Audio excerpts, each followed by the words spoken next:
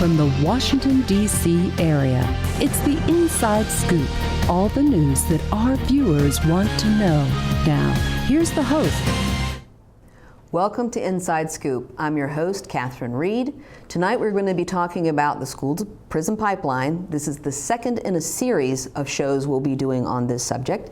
I've got some interesting guests joining me tonight. We're going to talk about how this has become a problem in Virginia. We are number one in the number of students referred to the criminal justice system, and I think our viewers want to understand why we have this problem in the Commonwealth of Virginia.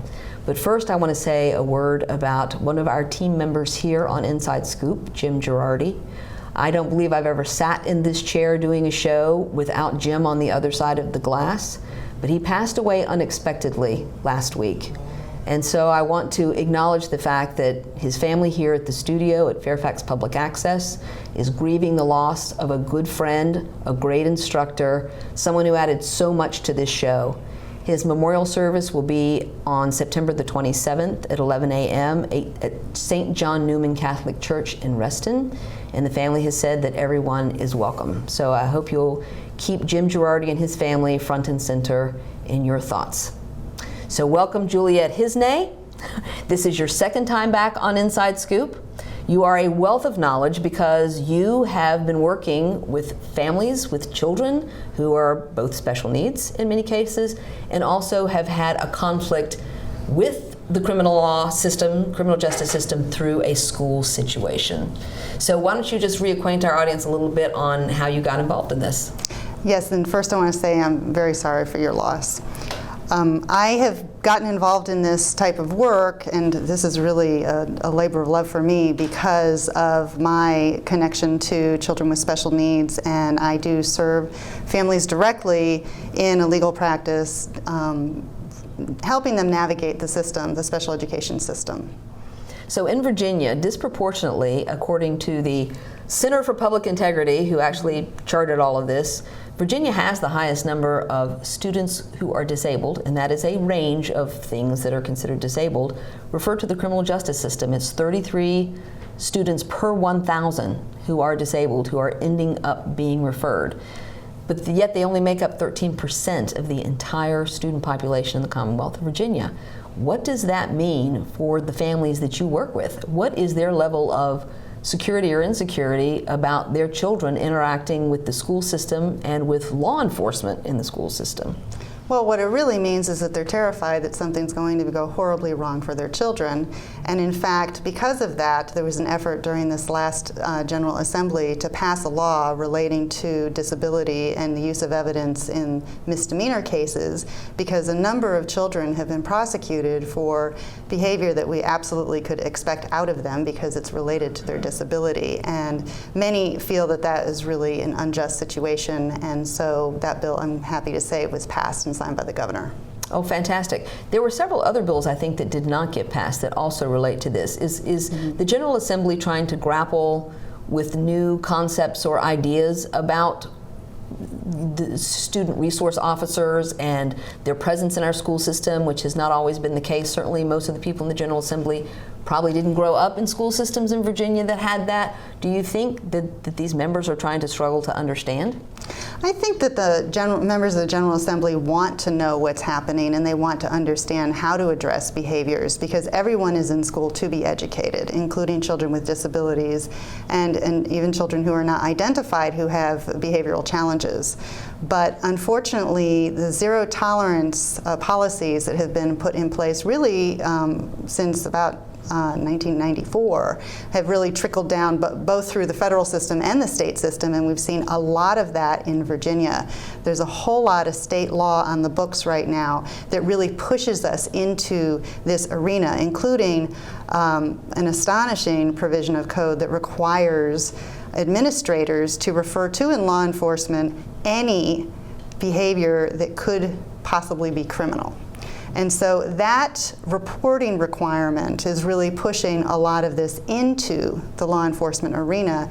And in fact, for most jurisdictions, for most school resource officers, they have an obligation to enforce school board rules, which you might imagine is pretty expansive, because the school board rules can really be anything. If you do something that they don't like in school, that can be a school violation of a school board rule. Right, and there's, to be clear, 132 different school systems in the Commonwealth of Virginia, which means there's 132 different rights and responsibilities, or whatever that school system decides to call it. And so the language contained therein, or the policies contained therein, vary from one school system to the other. I think, you know, there has been some discussion about the vagueness and the ambiguity involved with some of these policies, and because of being vague and ambiguous, they are applied on a case-by-case basis by people not necessarily trained in how to do that. Well, and do we want our teachers and administrators thinking about, you know, how they ought to be making referrals, whether or not an activity is really criminal? If it doesn't strike you right between the eyes, this is criminal and needs to be handled by the police, why are we imposing this obligation on them? And, you know, that is something. They're there to educate children. So a lot of time, a lot of administrative effort and time and energy, and therefore money, is going toward this system of really zero tolerance policies that's driving kids into the criminal justice system, I would say really unnecessarily in many instances. Oh, I think that there's definitely shown there to be a connection between the zero tolerance policy that has been adopted and this escalation of children being referred to the criminal justice system. When I attended a panel on community schools, which at the core of community schools is restorative justice, they said we should move from a zero tolerance policy to a zero indifference policy.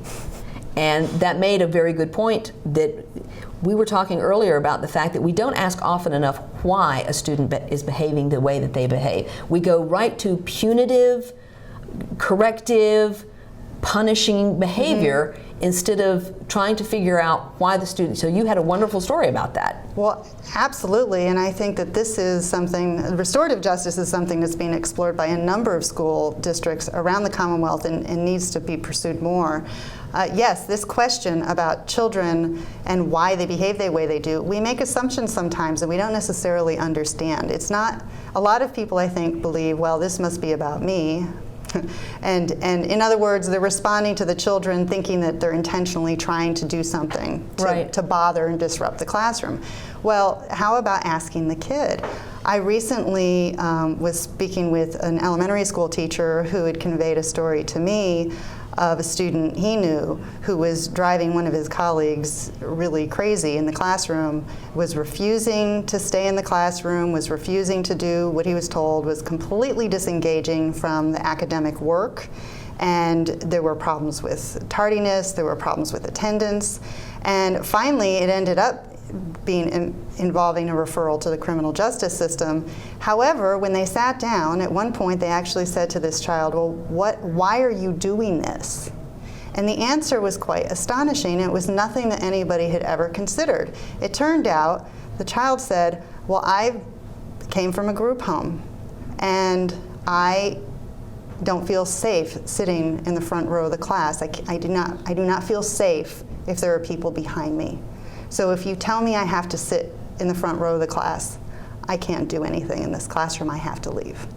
And this is a child. Imagine, you know, it's hard enough for children to articulate what it is they're thinking or feeling, but under such a high pressure situation where people are telling you or punishing you, or this must be very difficult, I would think. And so it would seem to me that we need to work on a different way of approaching students? We do, and actually the suspension rates, I think a lot of people think, oh, well, if they're being suspended, out of school suspension, say, it must be because they did something really wrong, right? The student must have done something that involved drugs or violence or bullying or theft. Well, it turns out the majority of cases in Virginia are not that. It turns out 58% of the kids who had an out-of-school suspension from 2014 and 2015 school year were actually suspended for something completely different. They were suspended for things like cell phone violations and insubordination and defiance and, you know, having personal items at school they weren't supposed to have, including sometimes toys. So, you know, I think this is part of part of what we really need to be communicating to parents and the public is that it's really gone just far, far out of control in terms of how we're approaching this. And we know that once kids are suspended, they don't feel welcome, they don't feel safe at school. It destroys the relationships between teachers and students for them to be suspended. And there are other ways to address this. Well, in the last show that we did, I thought you put it extremely well when you said we are criminalizing childhood behavior. We are indeed, and you know, it's particularly striking for some of the statistics. In the case of children with disabilities, they're 2.4 times more likely to be suspended than children without disabilities in Virginia. And for children who are African American, they're 3.6 times more likely to be suspended. So we also need to look at what can we do to eliminate these kinds of disparities. And one of the things we can do is we can examine how we're approaching all children so that we don't have these disparities come about. Absolutely. And one of the things we talked about too is that when children are brought into this principal's office, they are often interrogated without being able to reach out to a parent or to an adult. In fact, you sent me an article from the New Yorker about Reed consultants who are actually offering guidance to how to interrogate children, which seems a little over the top. But children not having representation with being asked to either confess something or to give evidence against themselves. Adults have Miranda rights. There are no Miranda. Children actually do too, technically. Really? Well, sure. Why wouldn't they? But I mean, what I'm saying, what I would like to say about that is that they have rights not to incriminate themselves. They are citizens of the United States. They're residents of the United States. They do have those rights. It's not as if children do not have rights under the Constitution. Imagine if that were the case. Well, truly, imagine if that was the case. So indeed, they should have those rights, but what's happening in interrogations at school is that parents are not being informed, they're not being told that something has happened at school. They're not being brought in and able to accompany their children, and this is true for elementary school students too, by the way. And then they also are not represented by counsel. So unless you have a situation where the parent has been previously advised by counsel, don't tell your child that before they say anything that you need to actually, you know, have your parent or attorney present, then they're getting interrogated at school, and that evidence is being used against them in criminal cases. Well, when we come back in segment 2, we are going to have another attorney. Melinda VanLowe is going to join us to talk a little bit more about that very fact, and we'll find out more of how parents can advise their children. Saving for retirement might be easy for some folk, but for others, it might take a little more work. And for those who haven't started, there are still things you can do to catch up.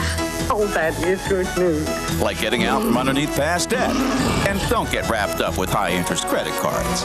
Get you some eyes. Be diversified with your investments. Don't put all your eggs in one basket. Your financial goals are not out of reach. The choice is clear. For a happy ending, choose to save. Everyone with alcohol and drug addiction is in the same boat.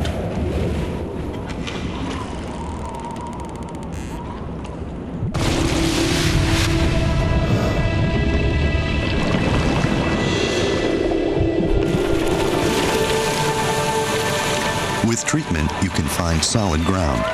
For drug and alcohol information and treatment referral for you or someone you know, call 1-800-662-HELP.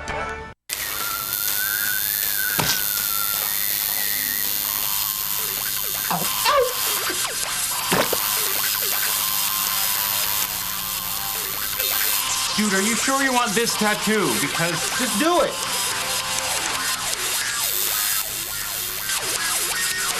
Some mistakes in life are permanent. Like hearing loss. To learn how to protect your hearing, visit asha.org. You've probably heard about heart disease, but did you know that it's the #1 killer of women nationwide? Heart disease claims more lives each year than breast cancer, lung cancer, or strokes combined. But there are steps you can take to protect yourself against it. For more information on how you can prevent heart disease, contact your local American Heart Association or visit their website at www.americanheart.org. We're back to the Inside Scoop. Here again, your host. Welcome back to Inside Scoop. I'm your host, Catherine Reed, and tonight we're talking about the school-to-prison pipeline. This is the second broadcast on this subject, and I'm sure it will not be the last. Joining me in this segment is Melinda VanLowe. She is an attorney practicing in Fairfax. Thank you so much, Melinda, for joining me. Thank you for having me this evening. So when we left off the last segment, we started talking about Miranda rights and constitutional rights and the fact that children, in fact, do have rights, just like everybody else, not to incriminate themselves. But I know very few third graders, if asked, who would actually know that. That's correct. And what it basically comes down to is, from a procedural perspective, at school, if a student is suspected of some sort of disciplinary problem, they're called out of their classroom and brought into a room. And in that room is usually an administrator. That's the way it has historically been. But the school resource officer is also there, and that person is usually a Fairfax County or a police officer from whatever neighboring from whatever county the school is in, and they basically do a interrogation or an interview of the student in conjunction with one another. So while the officer may ask a couple of questions, the officer could essentially stand there and just kind of take in what the administrator is asking the student. What Ms. Hiznay spoke about earlier is the fact that during that process, the student's parent has most likely not been called. They're often not called until the conclusion of the interview.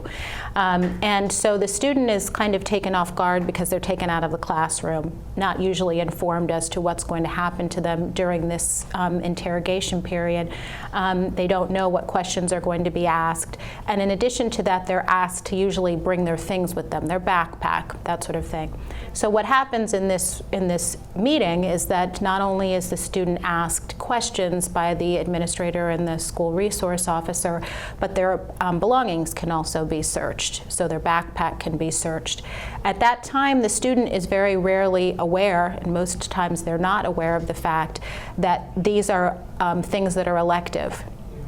Certainly, the administrators and the parents out there that are watching want to make sure that the school is safe. So they think that these, on the outside, these provisions seem perfectly reasonable. We need to ask the student what's going on, what happened, and search their backpack or their belongings so that we can make sure we find anything that might be dangerous to other students.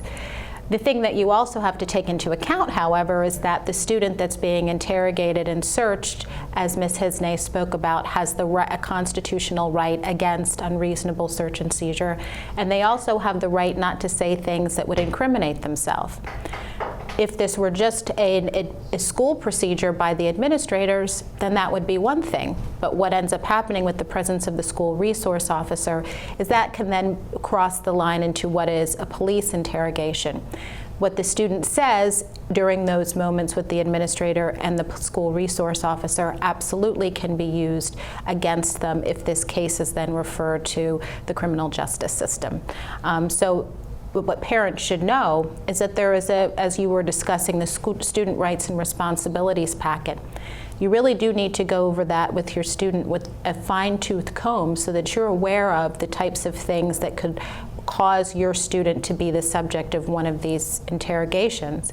But what you also need to tell your student is that they're not being bad, they're not misbehaving, they're not being disobedient or somehow insubordinate to the professionals at school by simply refusing to answer those questions and refusing to allow searches until they're at the very least able to speak to a parent, and their parent can consult an attorney so that they know their options and they know the process that they're about to head down, and they don't start making statements and giving information that are eventually going to be used against them. So that's really what parents should take away from this program at most, as Ms. Hiznay talked about, that students do have rights, constitutional rights, just as adults do, and that those need to be exercised even in the classroom in the school setting. So let's say a student is pulled out of a classroom and brought into a room and asked questions about a situation that may have happened that involved a group of other students, for instance, and they really don't know why they're being questioned. They don't know why. So what would be, from a student's perspective, what would be the best policy for that student when they're not sure if they're actually being accused of anything? They should absolutely ask to speak with their parents. Because what happens is, and I had a case very similar to this, if it can be, a lot of these things can be within the sports setting, on teams and locker rooms, those types of settings, or in large group field trips, school-sponsored trips of some kind where students are in groups. And so that's how these things happen. And one student is called upon to ask what happened, and then all of a sudden that student somehow implicates 3 other students, and it's a domino effect. So you don't really know where it's going. The student doesn't know whether those statements, if student A and B are implicated, student A and B might say, well, it was student C that did this, and the person that was originally being interviewed was student C. So student C may think they're just giving information, and then they may find out that they end up being the focus of the discipline. So regardless of how it's going, students need to be able to speak with their parent, and they need to demand that of the administrators, absolutely being respectful, but they need to tell administrators that they want to speak to their parent and they want to have their parent guide them as to what to do, because at this point the stakes are very high. This is no longer a situation where students are going in to speak to administrators and it's ending up with a call to the parents and sending the children back to school. Nowadays students are having much tougher consequences. Absolutely. I was stunned when I heard an interview on the Kojo Namandi show, just the staggering the number of referrals. I mean, in the last school year, it was 700 disciplinary referrals a day, per school day in the Commonwealth of Virginia. 700 a day. We only have 132 school systems, so imagine. And the fact that 20% of those suspensions were elementary school children. Right. That means 6th grade, kindergarten to 6th grade. What in the world does an elementary school child do to warrant an out-of-school suspension? And the Supreme Court has actually weighed in on these decisions with a number of opinions that it has written. The JDB versus North Carolina decision in particular talks about, and it does raise the issue of interrogations of children by police officers, and specifically how the children's age informs the way that they are, how susceptible they are to, as you were talking about, the Reed and Associates kind of interrogation techniques that are found to be coercive, especially when we're dealing with students and children, especially in the elementary school phase, that don't have the capacity to be able to navigate and assert themselves in a way that is going to be effective for them. The way that these things also manifest themselves is that it's not necessarily just within the school arena, but what happens is this, for certain events, certain situations, these can turn into criminal charges. So it's essentially a dual track. So you have the student that's the subject of the disciplinary proceeding, and that's going strictly through the school proceeding. But then you have the school resource officer that is there, and because they're present and they have gathered the evidence that comes from this student's basic confession, they then have sufficient amount of information, and if there's been a search and suppose there's marijuana or other contraband in the student's backpack or belongings, then you're in a situation where the fruits of that search then and the interrogation, the confession that comes from that, then get used as evidence in a criminal proceeding. So the school resource officer will take the information that they have, they'll go to the juvenile and domestic relations court of that specific county and take out what's called a petition, which is a charging document in which it alleges whatever behavior the student has done to violate the law. What that then becomes is an actual criminal charge, and your student and the parent then have to go, not only are they dealing with things within the scope of the administrative school process, but then they also have to appear in court for a criminal charge. And so that's how these again, seemingly innocent conversations with administrators become a lot more serious in terms of the stakes. Right, and so all of this builds in sort of a failing forward, because once this happens to students, whether they're in kindergarten or they're in middle school, and a lot of these things seem to happen in middle school when they're transitioning from elementary school to high school. Absolutely. It seems like middle school tends to be that place where we are going to have the most problems. Kids are maturing, they're pre-adolescent going into adolescence, and they just have a lot of problems processing information and relationships. But once you suspend a child, or you put them through, even if they're not suspended, once you put them through this trauma, and I would say that it would be traumatizing for almost any student, what does that mean for their success in school? Well, that can depend upon the network and the support system that the student has. So there are, I think the great thing about this program is that for the parents that are watching, they are now aware of these situations. They're aware of the fact that there will be a hearing in the administrative process, and that's a hearing that they should consult an attorney about, that they should not go into these hearings without attorneys. And I have been told that administrators will tell parents that if their child is a subject of suspension or qualified for expulsion and have to go to a disciplinary hearing, the parents are sometimes told, well, they don't need an attorney. This is absolutely incorrect. At the very least, you should consult an attorney to know what it is that you are getting yourself into. But what then happens for the student in terms of their success is basically dependent upon how they are able to process and go through that administrative proceeding. So if they are armed with enough information to know how the proceeding works and how they can most effectively present a defense in that proceeding, then they have a better opportunity, a better chance of being able to go get placed back in school, or to get placed in another Fairfax County high school where they can pick up from this pretty serious event and continue on with their education. How those things can be reported on college applications to the extent that they need to, and if it does become a criminal charge, how that can be handled. For the students whose parents unfortunately are not aware of this process and are not aware of what resources and rights and that they can take advantage of, then it becomes a lot more of a different story, because then that student is more likely going to be subject to very punitive punishment, for lack of a better word, in the administrative process and potentially in the criminal justice process. It's then harder for them to bounce back from a disciplinary experience. It definitely seems like it's not a particularly even playing field. Absolutely not. In our school system. Thank you so much for joining me, Melinda. Thank you. I think our takeaway from this segment is everybody needs to talk to their students when they sign that SR&R, Student Rights and Responsibilities, about being armed with knowing what their rights are, Mom and Dad. So when you sit down to do that paperwork back to school, make sure you talk a few minutes about what could happen. Please join us for segment 3 after this message.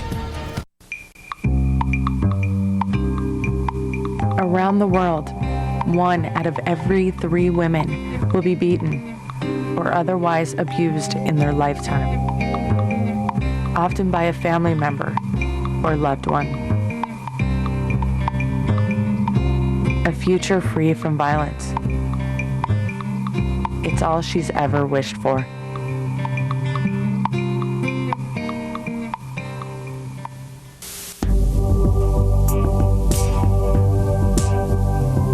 Did you know you have the power to stop children from joining gangs? You can help a father find a job and home for his family.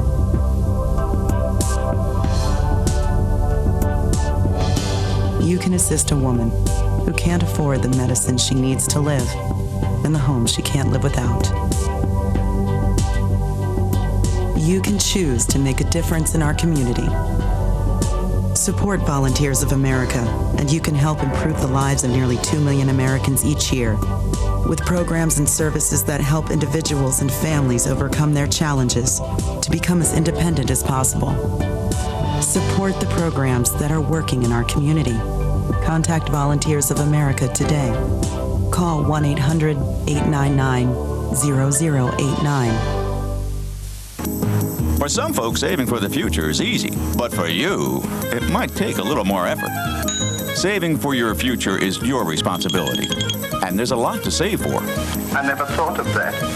Like your child's education, perhaps uncovered medical expenses, or just to be sure you can live the way you want when you retire. The time is now to save for tomorrow. Save now or work forever. The choice is yours. Choose to save. We're back to the Inside Scoop.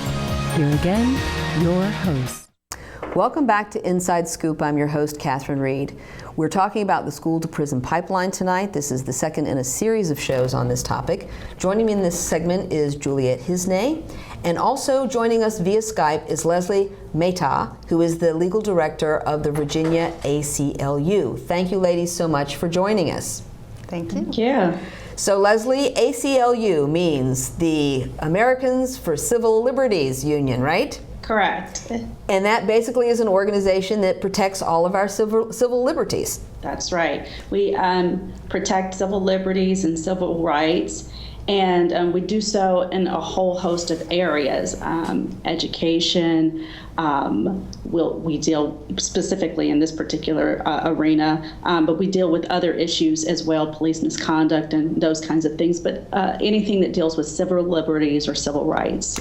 So I asked you specifically to be on the show because very, very recently, the Virginia ACLU, the Richmond NAACP, and the LJAC, and you can tell us what that means, actually filed a complaint with the U.S. Department of Education's Office of Civil Rights. That's right. So we filed a complaint. The ACLU of Virginia filed a complaint with LAJC, which is Legal Aid Justice Center, on behalf of two students and the Richmond NAACP on behalf of those individuals in the organization because of Richmond Public Schools' discipline policies and practices and how they unfairly and disproportionately affect students of color, particularly African American students with disabilities, and African Americans with disabilities.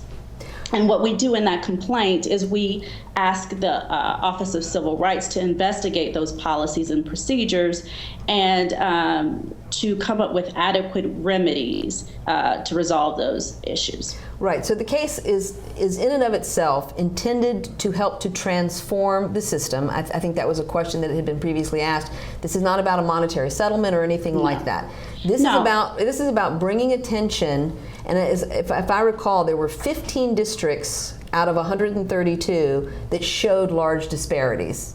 I think that came from the LAJC data. They had disaggregated data that showed that there are patterns and practices that kind of leap out, pinpointing or showing where those disparities are, and Richmond happened to be one of those places.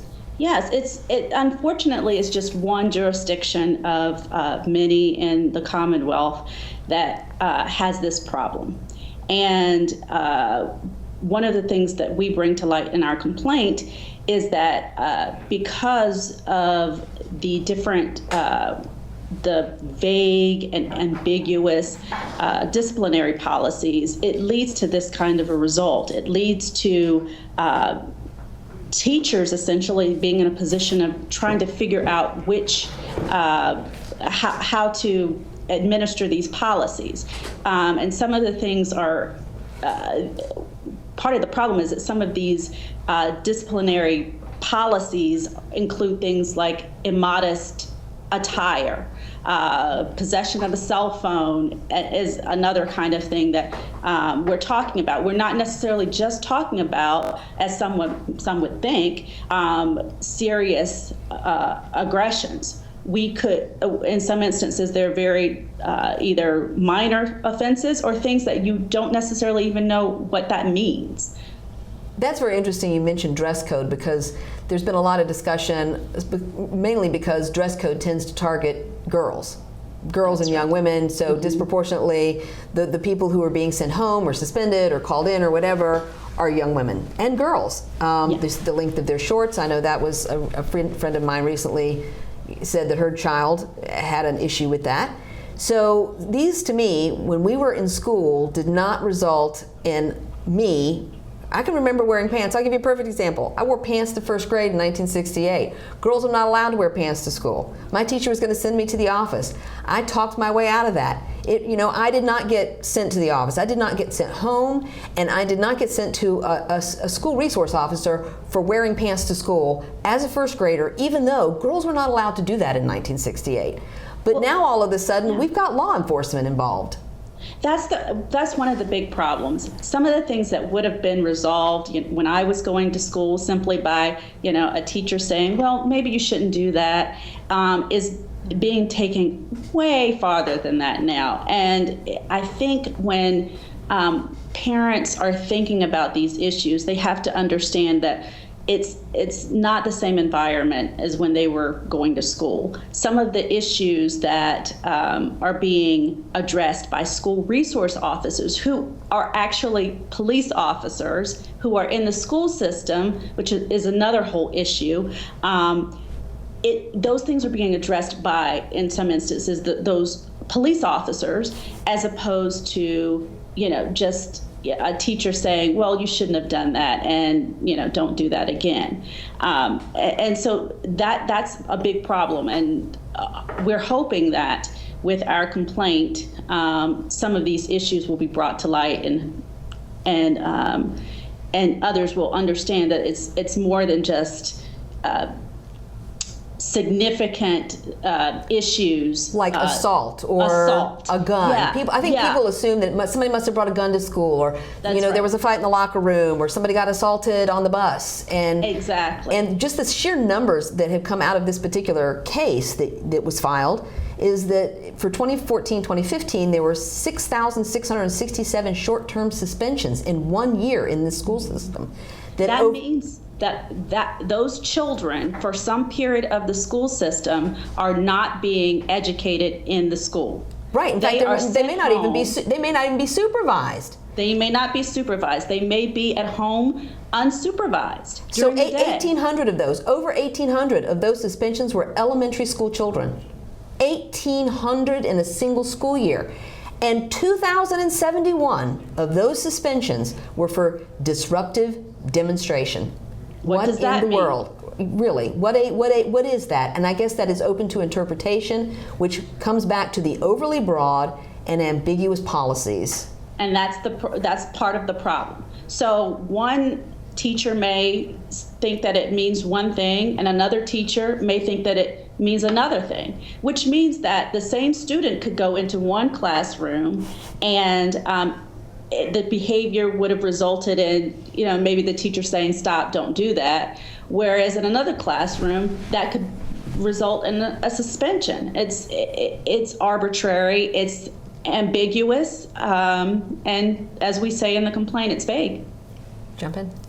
So I recently was involved in looking through the disciplinary rules for Arlington, specifically just to sort of flesh out how could we improve these. And I've been talking with members of the school board in Arlington County about them.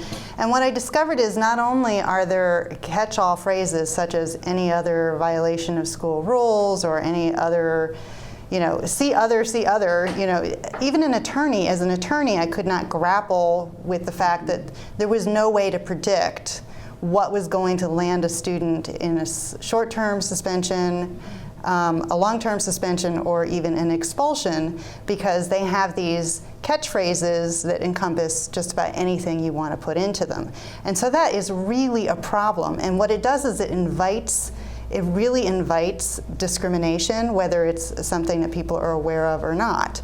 And it also means that if I can't even sort it out as an attorney and an ex-litigator, then how in the world could we possibly expect elementary school students to understand this? How could we possibly expect students with disabilities to understand this?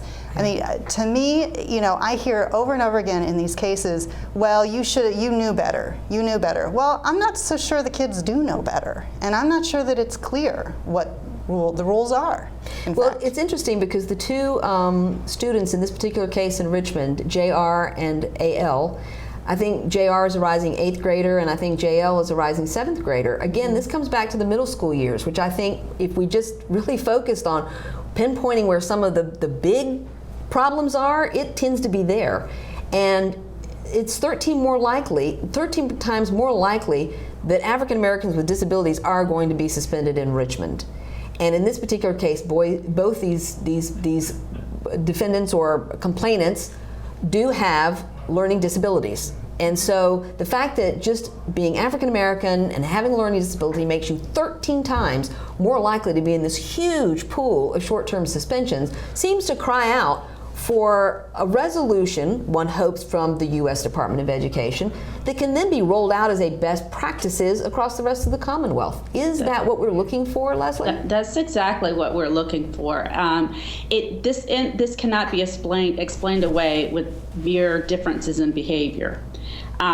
There is something going on, and we want the Office of Civil Rights to investigate it, to figure out what it is. Is it, as we say, the discipline, the discipline policies? Are there other ways that this can be addressed through restorative justice programs or social behavior issues? And part of the problem is that this is a one-size-fits-all for every student and for every situation. And that just should not be the case. There are instances where it may be that a student is acting out because he's hungry. And if you address that issue, maybe the issue won't come back again. They're trying to resolve the issues with sending a student home for a couple of days. But if the problem is deeper than that, ultimately when the kid comes back in 3 days or 6 days or whatever, the issue may still be there. You need to address the actual issue as opposed to trying to cover it up for 3 days and have the kid come back in a few days and still have the problem be whatever the problem was before. And that's what interests me a great deal about the model of community schools. Exactly that. Community schools deal with a child's issues not just in the classroom, but in the family, in the home. Is the child hungry? Do the parents need help? Does the child need glasses? Do they need medical care? You know, this is something where we are looking at Maslow's hierarchy and expecting kids to somehow reach the top of the pyramid when they don't have the things at the bottom of the pyramid, like enough food or a stable home environment or an environment that is free of domestic violence or mental illness or addiction. And so to me, the community school model, and at the core of that is restorative justice, is something we need to look at, because I don't think we can solve every problem, and certainly I don't think we can solve this problem by simply addressing a symptom of a much bigger problem. These kids tend to be poor. A lot of them are African American. A lot of them are students with disabilities who may not have the support network at home, even having disabilities. Not every disabled child has the same amount of support. So I want to thank you very much, Leslie. I appreciate you being on the show. I hope you join us. I hope you'll join us again. We are not done with this topic, not by a long shot. There's so much more that we want to continue to talk about, and we will when we come back from this break. We'll be talking again with Juliet Hiznay. She's had more than a dozen fractures. And in the next few years, she faces 2 major surgeries to strengthen her fragile bones. She's only 10 years old. Most people don't worry about fragile bones until late in life. For those with osteogenesis imperfecta, brittle bones are a concern throughout their lifetime. Find out how you can strengthen this child's future. Diabetes is a killer. After I was diagnosed, I didn't feel sick, so I didn't listen to my doctor. Then it struck. I had a heart attack, then a stroke, and I was only 49. Most people with diabetes also have high blood pressure and cholesterol, which can cause severe heart damage. In fact, 2 out of 3 people with diabetes die from heart disease or stroke. Don't let diabetes destroy your life. Call for your free diabetes survival guide. Choose to live.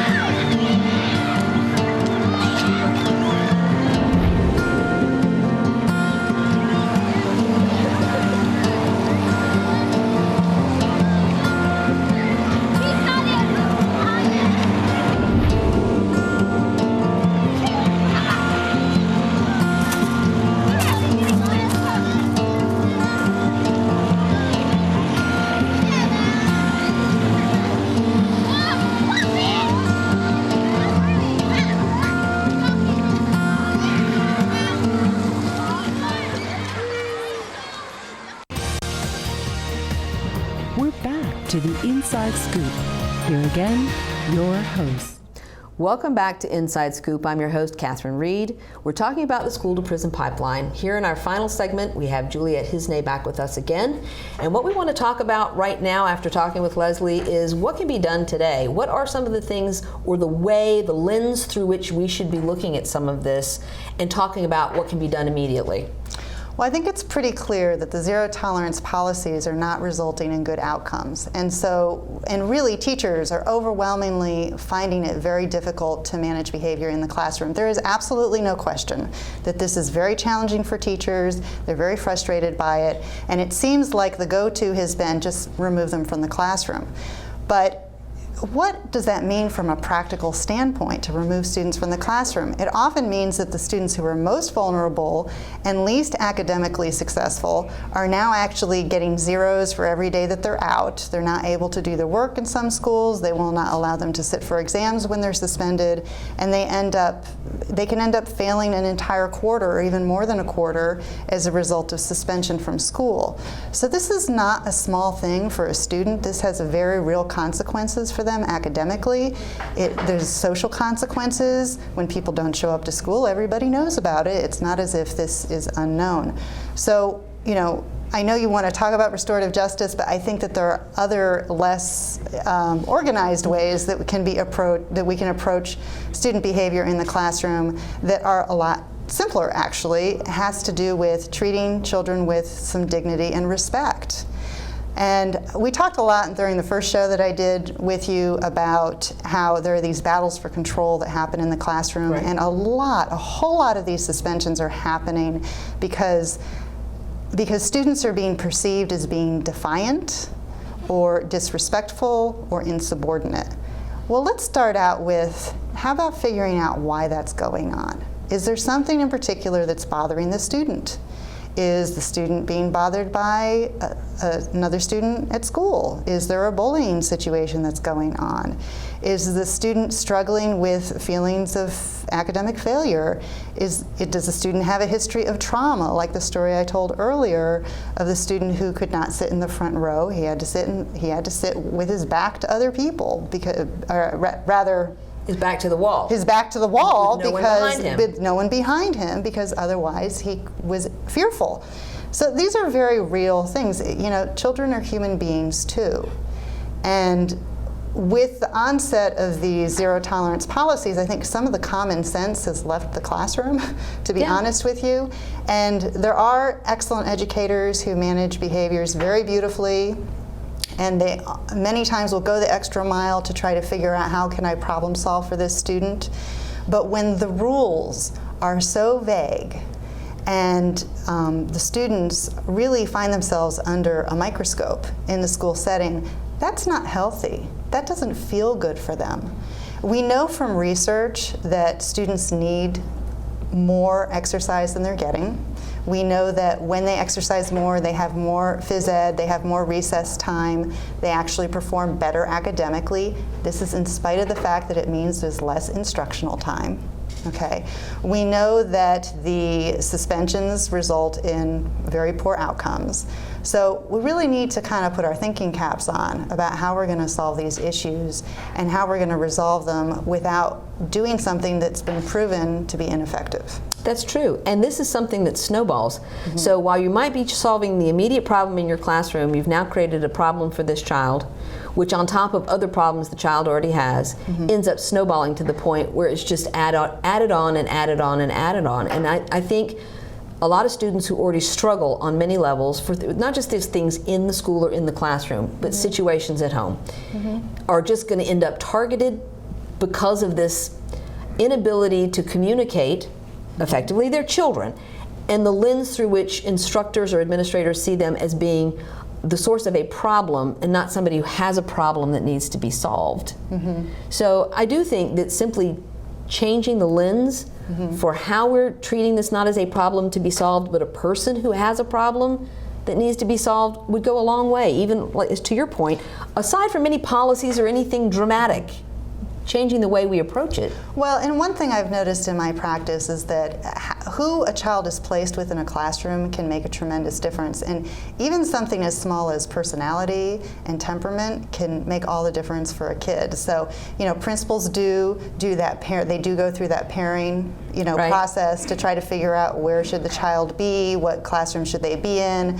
It's really important, though, for the overall culture of a school to be positive. Right, and safe, for everybody to feel safe. That's correct, and teachers don't always feel safe. And I have to say, many of them are seeing the results of these zero tolerance policies come back at them in very, very negative ways. They increasingly are having trouble staying on task. They see that kids are fidgety. They're not getting their movement needs, and they're having more and more difficulty.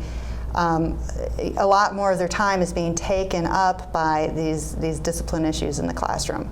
So attitude can make a big difference. The way that children are approached can make a big difference. But the bottom line is, children are people too. They want to be treated with dignity and respect too. And when you give them that dignity and respect, they give it back to you.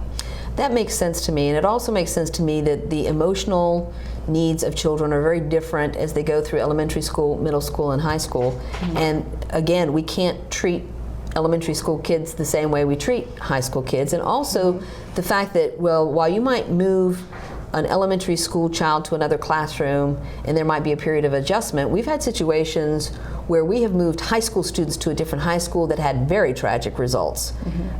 Tied directly to a zero tolerance policy.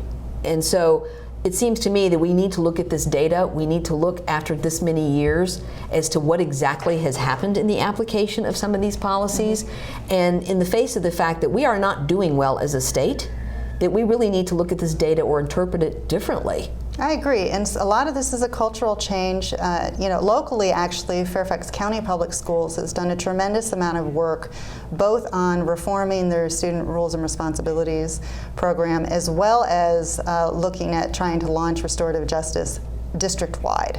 And that type of work is something that really needs to be going on in all the districts of the Commonwealth, because really they're seeing results already. They've seen their numbers dropping already. And the program is not that old, and it has not filtered down to the school level 100%, in the sense that there may be some resistance in the culture of schools. What you do see is, if there is a zero tolerance, if all of the training is reflecting a system where zero tolerance policies have been put in place, and tough on crime statutes have been increasingly expanding what people would consider to be criminal conduct. For example, disruptive behavior in the classroom can be charged as a Class 1 misdemeanor in the Commonwealth of Virginia. You have children, elementary school students, in this Commonwealth who are doing things like standing up in the middle of class or interrupting the teacher, who are being charged with a Class 1 misdemeanor. Which is crazy. Mm-hmm. And this is not going to get better for that child. When you charge them with a crime as a child, how does that improve as time goes on? Well, and one thing that does happen is that students, if they know that it's unjust, if they have a sense that it's unjust, then all trust has then been destroyed in the public school system. It's just gone. Because it's random. And if you don't understand why it happened to you, or you sense that it shouldn't have happened to you, you're absolutely right. You just become suspicious that this random, terrible thing could happen to you again at any time. Right, and so, I think that one of the things we really need to think about is, how much do we really want our public schools to look like a parallel system, the criminal justice system? Because right now in the Commonwealth of Virginia, that's what we have structurally under the laws that are in place. So we do have to do some work on the state laws in order to reform that. There's a good amount of educating that needs to be done with the General Assembly, but some very good work has been started on restorative justice, which really is just an alternative way of addressing conflict and dispute. That's right. All it really is. And you would imagine that if we could teach that as they go from kindergarten to, that they might carry that on into adulthood and understand that not everything needs to be litigated. Perhaps it could be facilitated or even mediated, right? Right. It's a life skill. Right. Figuring out how to problem solve and address conflict is a life skill.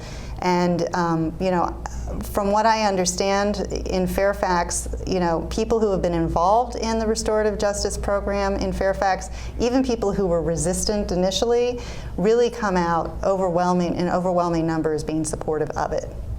Well, I'm interested in finding out more about it myself. I'm hoping to attend a training session down in Roanoke, September 22nd and 23rd, given by Donna Tuning, who is a facilitator and court-certified mediator who is doing a lot of training on restorative justice, and I would like to see it spread throughout the Commonwealth. I think you mentioned there were like 14 districts? Something along those lines, 14 school districts that have already begun to launch programs. And so this is something that's sort of, people are interested in, they're starting to show interest, and I think that if the numbers reflect a real improvement, then what we're going to see is more and more interest.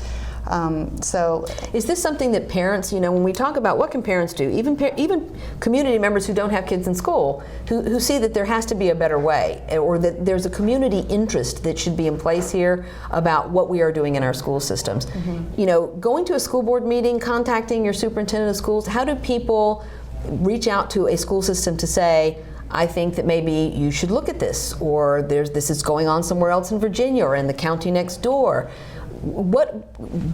Is that the best way for people to get involved? Well, people need to be engaged, with regard to the state laws. And in an upcoming General Assembly, I'm hoping that we will have more of a groundswell and more grassroots efforts in that regard. People need to call their legislators and let them know that they support reform measures in the state law, particularly things like the mandatory referral, which includes all misdemeanors, which is really driving a lot of the problems that we're seeing. And then also, yes, they should be contacting their school districts. They should be speaking with their school board members. And they should be making use of the committees that exist. There are always school committees in most jurisdictions that are addressing policy matters. There is every single district has a special education advisory committee. It's required under federal law. And so that is one mechanism. So for those families who have students with special needs, that's one way to go at it, is to contact the representatives of those committees. See, I would not have known about that if you had not told me. I would also suggest, too, that as we go into session, which starts in the middle of January and goes to the first week of March, that we stay on top of pending legislation in which we have an interest. I know that one bill passed last year. I think several did not pass that should have, and that we should look at another show as we move forward in our series to help inform the public about what it is they should be supporting and how they should be contacting legislators saying they want to support these changes. Yes, and I am going to be providing updates via Facebook page, Facebook Project Save Childhood. Save Childhood, Facebook page. Thank you so much, Juliet. I really appreciate you being on the show tonight. This has been so informative.